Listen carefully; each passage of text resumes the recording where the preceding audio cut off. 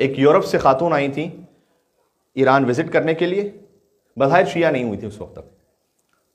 اور be be Masuma قم کے حرم نے اسے شیعہ بنایا. کیوں؟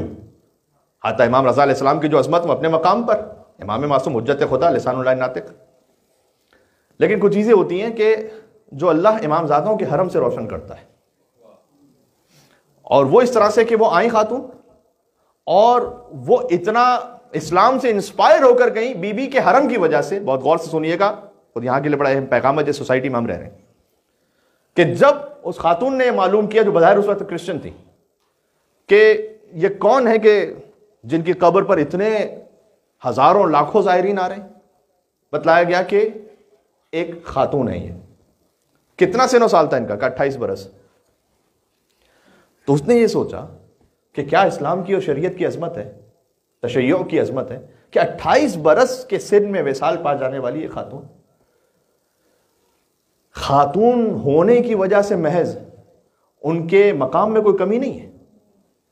بلکہ آج شہر قم جو سب سے بڑا علمی مرکز ہے تشیع کا، اس کے سارے مجتہدین، سارے مراجع، بڑے سے بڑا عارف ہو، بڑے سے بڑا فلسفی ہو، بڑے سے بڑا فقیہ ہو، وہ کہ جو خود سن و سال میں 70-80 برس کے ہیں اور 90 اور 100 برس کے ہیں، وہ آئیں ایک 28 برس کی بی بی کے حرم میں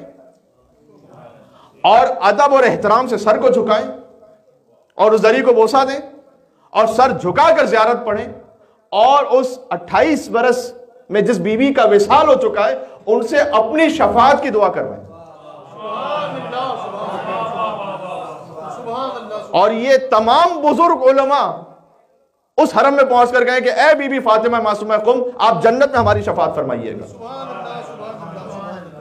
اس کا مطلب یہ ہے کہ اسلام کی جو اوپننس ہے وہ کتنی ہے کہ مقام اصل ان اکرمکم عند اللہ اتقاکم،